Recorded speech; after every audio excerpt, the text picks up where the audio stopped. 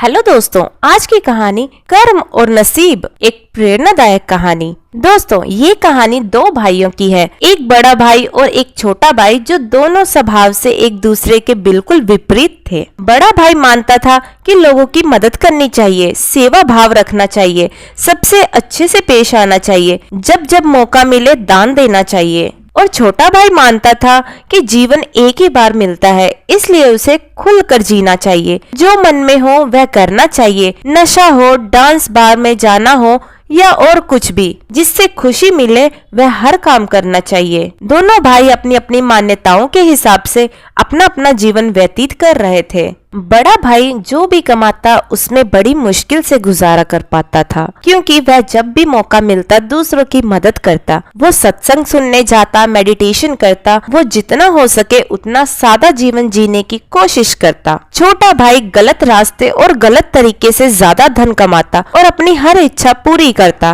दारू सिगरेट पीता, नाचने वालियों के पास जाता, जितना संभव हो सके उतना ऐश करता। बड़ा भाई अक्सर अपने भाई को समझाने की कोशिश करता कि वह अपने जीने का तरीका बदल दे, वो जो कुछ कर रहा है वह अच्छे कर्म नहीं है। लेकिन छोटा भाई उसकी एक ना सुनता और उल्टा बड़े भाई को ही अपना जीने का तरीका बदल लेने के लिए कहता। वे दोनों एक दूसरे की बात माने बिना अपने अपने तरीके से जिंदगी जीते रहे। एक दिन बड़े भाई को घर लौटते वक्त रास्ते में चप्पल में कील घुस गई, जो चप्पल को चीरते हुए उसके पैर में घुस गई। उसे बड़ा दर्द हुआ। दर्द इतना ज्यादा था कि वह ठीक से चल भी नहीं पा रहा था, लेकिन फिर भी जैसे तैसे लंगड़ाते, दर्द सहन करते अपने घर तक पहुंच गया। घर पहुंचने के बाद उससे बिल्कुल भी खड़ा हुआ ही नहीं जा रहा था। उसे बहुत प्यास लगी थी, लेकिन दर्द इतना ज्यादा था कि वह पानी का गिलास लेने तक की हिम्मत नहीं जुटा पा रहा था। इसलिए अब बड़ा भाई छोटे भाई के आने की राह देखने लगा।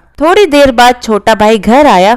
उसके चेहरे पर बड़ी सी मुस्कान थी, वह बहुत ज्यादा खुश लग रहा था। छोटे भाई को देखते ही बड़े भाई ने उसे पानी मांगा। छोटे भाई को देखते ही बड़े भाई ने उससे पानी मांगा। छोटे भाई ने ठंडा पानी बड़े भाई को पिलाया और उसे क्या हुआ है उसके बारे में पूछा। बड़े भाई ने बताया कि उसके पैर में कील घुस गई है। छोटा भाई बड़े भाई से बोला, देखिए, आप इतना सादा और सच्चाई भरा जीवन जीते हैं, बदले में आपको क्या मिला? और ये देखिए, मैं कितना खुलकर जीवन जीता हूँ, इसलिए आज मुझे रास्ते में ये हीरे का हार मिला। हमारे दोनों की परिस्थितियाँ ये साबित करती है कि मेरा तरीका सही है और आपका गलत। बड़ा भाई बड़ा परेशान था, फिर भी वह छोटे भाई को समझाने लगा कि नहीं, उसी का तरीका सही है। बड़ा भाई कह रहा था कि तरीका मेरा ही सही है, लेकिन शायद कुछ गड़बड़ है, इसलिए हम ऐसा करते हैं कि कल हम दोनों ज्योतिषी को अपनी कुंडलियां दिखाएंगे, वही बताएगा कि क्या दिक्कत है। वह जिस ज्योतिषी की बात कर रहे थे वह बहुत बड़ा जाना माना ज्योतिषी था,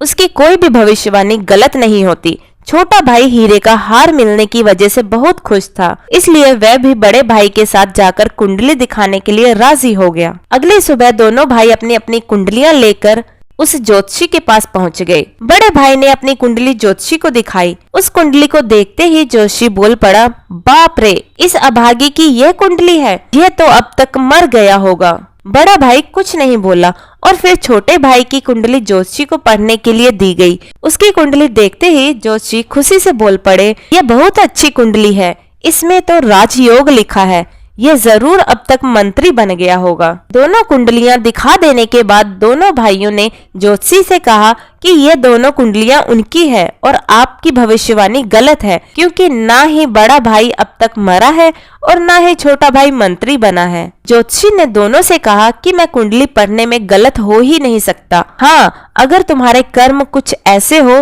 तो तुम्हारी कुंडली में लिखा बदल जरूर सकता है। ज्योतिषी ने बड़े भाई और छोटे भाई से उनके जीवन जीने का तरीका और वह कैसे कर्म करते हैं उसके बारे में विगत से जाना। ज्योतिषी ने दोनों को समझाते हुए कहा कि मेरी पढ़ी हुई कुंडली गलत नहीं है, ये बड़े भाई के अच्छे कर्म है, जिसने उसको कुंडली में लिखे मौत की जगह सिर्फ एक कील का दर्द दिया, और दूसरी तरफ छोटे भाई के बुरे कर्म है, जिसकी वजह से उसका राजयोग चला गया और उसे सिर्फ एक छोटा सा हीरे का हार मिला, जिसे जल्द ही बेचकर खत्म कर देगा। दोस्तों, ये छोटी सी प्रेरक कहानी हमें वही सदियों पुरानी बात याद दिलाती है कि जैसे कर्म होंगे वैसे ही फल होंगे। अगर हमारा वर्तमान अच्छा या बुरा है तो वह हमारे पहले पुराने कर्मों की वजह से है, और हमारा भविष्य अच्छा या बुरा होगा वह हमारे वर्तमान कर्मों के हिसाब से होगा। इसलिए हमेशा ध्यान रखें कि अच्छे कर्म करना ना छोड़ें।